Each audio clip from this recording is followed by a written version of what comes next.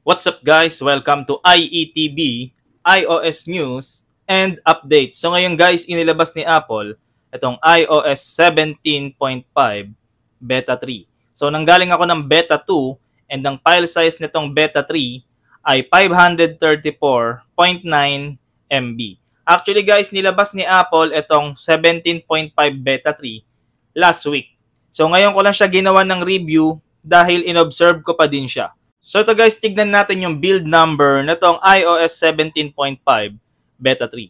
So meron tayong 21F5063F. So dito guys, nagtataka ako kung bakit letter F yung last digit or last letter ng build number ng 17.5 Beta 3. Dahil nung Beta 2, ang last build number natin, kung mapapanood nyo tong Beta 2 natin, ang last build number is yung letter E.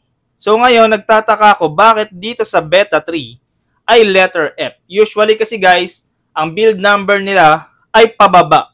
So kung letter E na yung Beta 2, dapat yung Beta 3 ay letter D pababa. So dito nagtataka ako bakit naging letter F yung Beta 3 sa build number.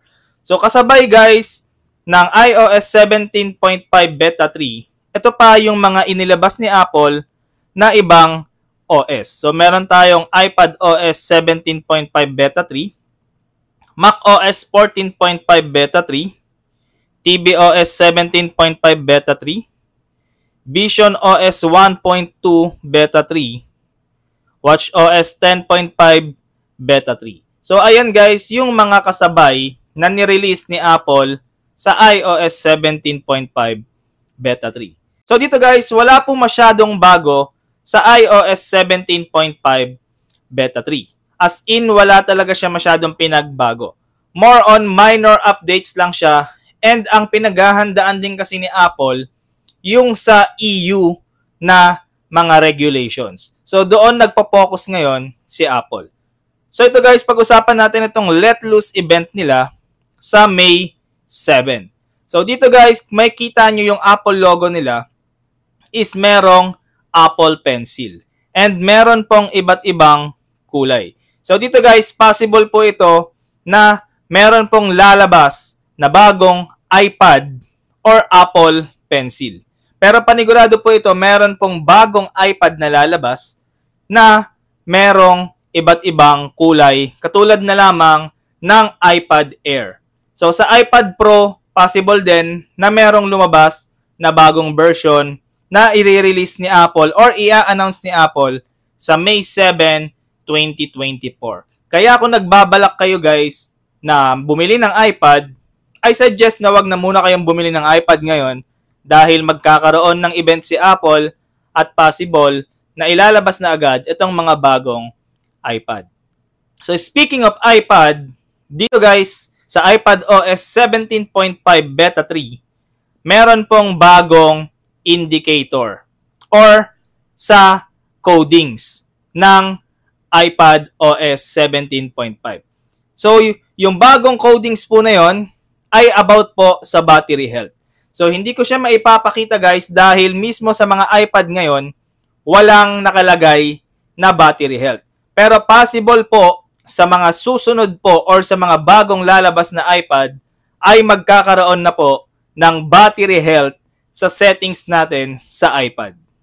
So ito guys, pag-usapan natin ngayon yung isa lang sa napansin ko na medyo bago or di ko alam kung bug to or binago lang talaga ni Apple. Na dito sa Stolen Device Protection. Sa Stolen Device Protection guys, may kita nyo na naka-on. So i-close ko yan. Hindi kailangan ng Face ID. And then, ang gagawin ko ulit ay i-on ko ulit. So, ito guys. So, nakita nyo na wala na po yung notification or stolen device protection delay sa stolen device protection sa 17.5 Beta 3. Hindi ko alam kung tinanggal ba ni Apple yung security delay or bug lang ito ng iOS 17.5 Beta 3. So, hindi tayo sigurado dyan guys. So, ayan lang guys yung isa sa napansin ko dito sa iOS 17.5 Beta 3. So, pag-usapan natin yung Geekbench score niya.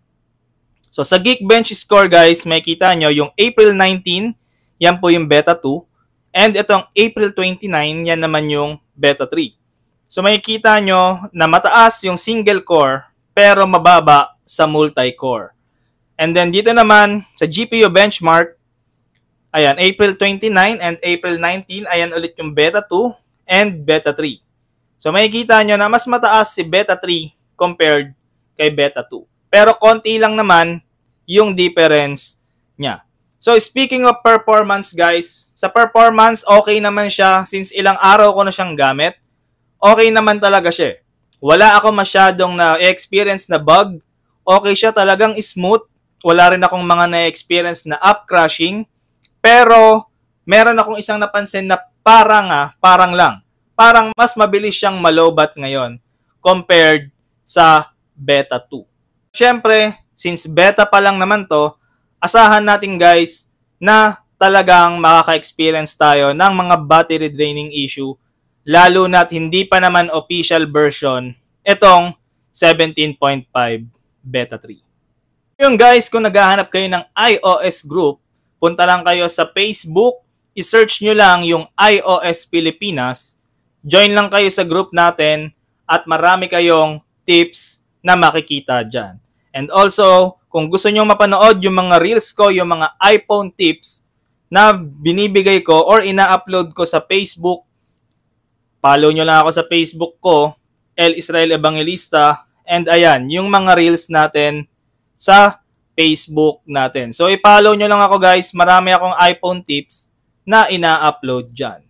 For more iOS contents and iPhone tips, follow me here.